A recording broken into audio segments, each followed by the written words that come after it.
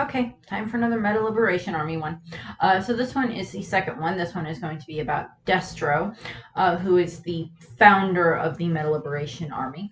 I did go over him a little bit in the original video, and I have talked about him before when I did a video about the different villains who have died throughout the course of the series, which is, the villains who have died isn't really like a huge number, but there's like a few of them that are rather significant. His isn't as significant simply because of the fact that, like, he died way before the series started, and even by the time the series would have started itself, he possibly would have been dead anyway, just because of like old age or something like that.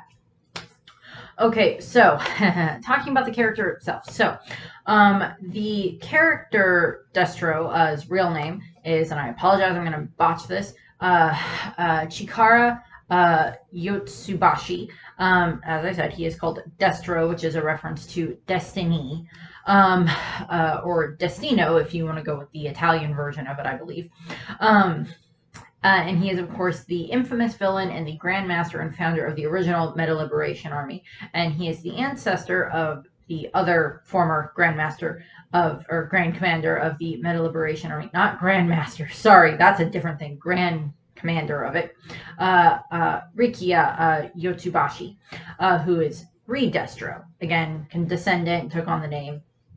The other thing that I forgot to mention when I did the first video for this is like the message that they do to like show their like, yeah, I'm a member of the Liberation Army. Maybe you shouldn't walk around making a giant L all the time. That also kind of tends to mean loser, but okay, we'll move away from that. It's like, yeah, that's not nearly incriminating at all, is it? If you walk around doing that randomly to people, it's like, hey, are you a member of the Liberation Army? No, go away, crazy. And I went over this a bit, but I'm going to expand on him a little bit more in regards to this, because I have talked about him in previous videos, him and his mother. Chikara was born to an unnamed woman. We never get the mother's name, but she is referred to as the mother of quirks, because of the fact that, when her son was born, and he was, of course, treated with disdain and everything by his peers and the public and, people at large, just because he had a quirk. And she, his mother, being a very good mother, wanted to protect her son. She wanted to help him be accepted by society. So she went and tried to do like an appeal and tried to change the way that people are treated, if they have quirks and everything. Unfortunately, that didn't go very well, and she was eventually murdered because of her support for her son's uniqueness, and her death became a stepping stone for his future. It's like, oh, my mother was killed because she was trying to abdicate for me. Trying to, help me, trying to protect me. My mother, she was killed because of that. So that just like increases his then want to try to, of course, achieve his mother's goal of having him be treated normally and have anybody who has quirks be treated normally. Over the course of time, he did begin to, and the proliferation of quirks with them spreading and everything like that, and more people having quirks, the government began to regulate them far more, and Chikara Destro was against this in regards to like this controlling system that would prevent people from using their quirks, and he thought that the use of quirks was a basic human right. As I went over in the original video, the Liberation Army thinks that if you have a quirk, you should be able to use it however you want, whenever you want. Well, maybe not necessarily the however you want, because like I don't necessarily think they mean that you should be able to rob a bank whatever you want just because you have a quirk that allows you to like hypnotize the people at the bank to give you the money. No, I don't quite think that's what they're going for. I think they just want it to be able to be that, like, one of the examples that they give is, well, I went over Toga in the first one a little bit for like an example, but one of the other examples that they give is that, if a civilian is being attacked by a villain, and they have a quirk that would allow them to defend themselves or defend somebody else or like stop the villain, they should be able to use it. They should be able to defend themselves with it, even if they're not a hero or a police officer or someone who has like a whatever, license that allows them to use their quirk. And, part of me can agree with this. I mean, like, we've seen examples where, like, Izuku was a civilian and he was trying to save Bakugo from the slime monster and everything, when the other heroes couldn't. And then, All Might stepped in, of course, and saved them both in the end anyway. But the other example that they give for why this is a bad thing is we see Gentle Criminal, or Gentle Villain, or whatever you want to refer to him, Gentle. And he had tried to use his quirk to save someone who was falling, but in the act of doing so, he ended up causing more problems than he was going to solve. That person got hurt and the hero was trying to save the person got hurt. So that was a big problem there. So there's different levels in regards to heroes being able to use their quirks makes sense. Police officers, people that are, have healing type quirks that are like doctors or nurses and stuff like that. Them being able to use their quirks makes sense. And the Meta Liberation Army, well, that's fine for them to be able to use their quirks, but regular people should be able to use their quirks as well, regardless of whatever their quirk is, to a degree. And of course, they also believe that, there is a status quo that the people who have the better quirks and have more power in their quirks should be at the top of the food chain. So actually quite similar to the opinions of Nine from the second My Hero movie, with, power makes right and everything like that. So it's no, it doesn't. Go away. But one of the things that happens is, of course, Chikara, Destro, starts to build this following and everything. We never get an answer. I don't think we've ever gotten an answer as to what his specific quirk was. And I did look. I don't think we got it. His descendant, Re-Destro's quirk, is stress, and he can build up stress in his body, and then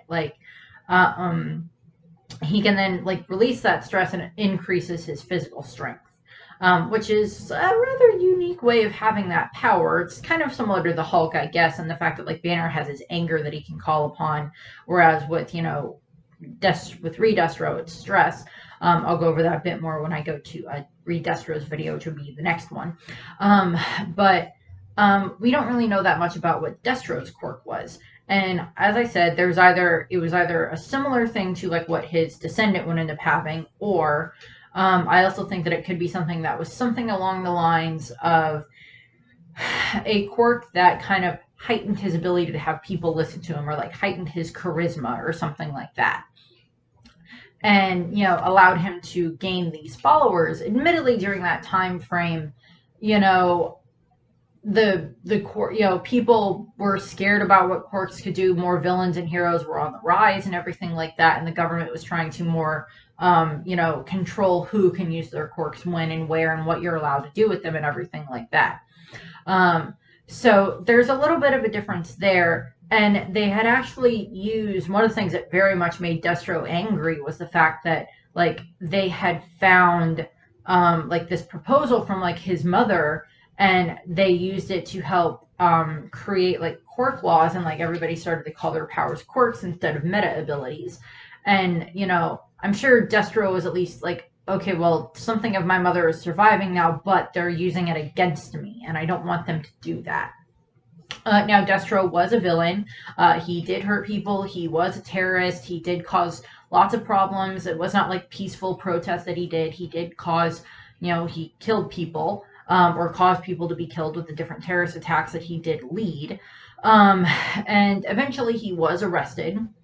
And he ended up writing a book while he was arrested, while he was in prison. And so that was called the Meta Liberation Army, or the Meta Liberation War was the name of the book. And it was just this biographical book that exposed his ideals. And, he wrote it, and it became, I'm assuming it became somewhat of a bestseller, and has eventually continued to, it's had various reprints over the years. But eventually, Chikara did commit suicide when he was in prison. And, unknown to the world, he had produced a son, who is Rikia, who would become Re-Destro. In the anime, they just state that it's his descendant. I don't think they stated specifically that it was his son, but you're either his son or his grandson, one of the two. And, he had a child, and then that child, via his legacy that he leaves behind, that Destro leaves behind, and eventually, said son would grow up to become the next, grand commander of the Meta Liberation Army and everything like that, and go through a lot of that. It is stated that Destro and All for One did exist at the same time, as well as another villain, Oji Harima, who is actually the ancestor of Mr. Compress. He was a thief, a very famous villain thief. And the three of them did exist at the same time, and to a degree, they kind of have this representation of like descendants that live now with, with Chikara, or with Re-Destro, of course, being the descendant of Destro, with Tomura being kind of the quote-unquote descendant or continuation for All for One, and of course with All for One basically like merging with him. And then of course Mr. Compress is the descendant of the thief. So it's like, all of their descendants at one point were like all on the same side, all working together. And we do see that. But, legacies go on, and like, Re-Destro is then raised by acolytes of, surviving military acolytes from, Destro himself and everything, basically raised that you will carry on his will and everything like that. As I mentioned in regards to his quirk, there is no specific quirk that they've stated that he has. He is just very he's very charismatic, and he can, get people to follow him and everything like that. So there's not really an extreme amount of like what else he can do. We've seen some of these.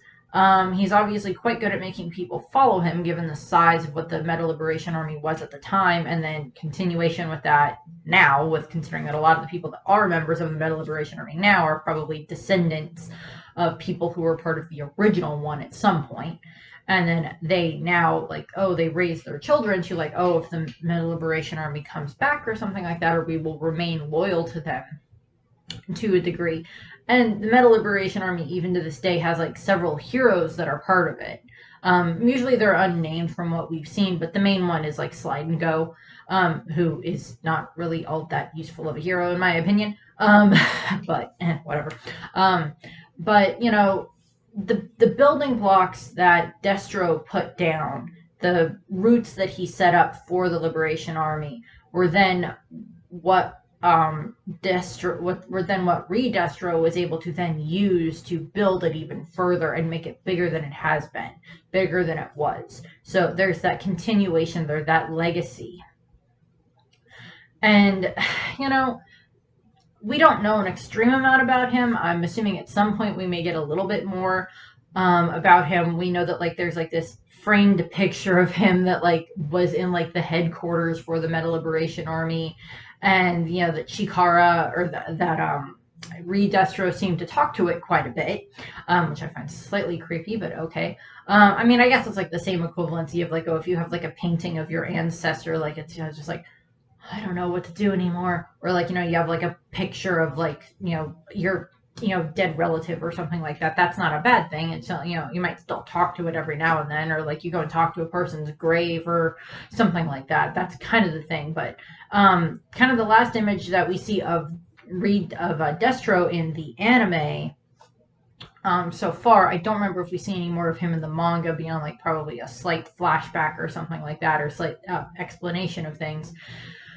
Is we see like his picture, but it's now been like destroyed. It's like now that the frame's been shattered, and it's like upside down in rubble after Shigaraki like destroyed the tower that they were in, the building that they were in during the battle.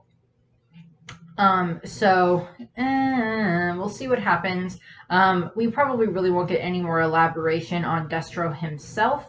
Re-Destro at the end of it, I do believe, was captured. And he's, been arrested and is like sitting in like, well, he's not in Tartarus, obviously. So possibly somewhere else, but we don't know where he is at the moment. Although, he seemed to be extremely loyal to Shigaraki at that point in time, more just out of like, okay, yeah, no, you're stronger than me. I'm going to go away now. But I'll be going over that in Re-Destro's video. which I'm actually going to go record now. So I thank you very much for watching. I hope that you enjoyed this video. I hope that I help elaborate a little bit more on Destro himself, and if I missed something, I apologize. But I thank you very much for watching, and I hope you have a nice rest of your day. Bye! Isn't it odd how society conforms to the old ways of thinking, while eliminating anyone who doesn't fit the mold? Especially since we as a species have moved beyond the very notion of normal.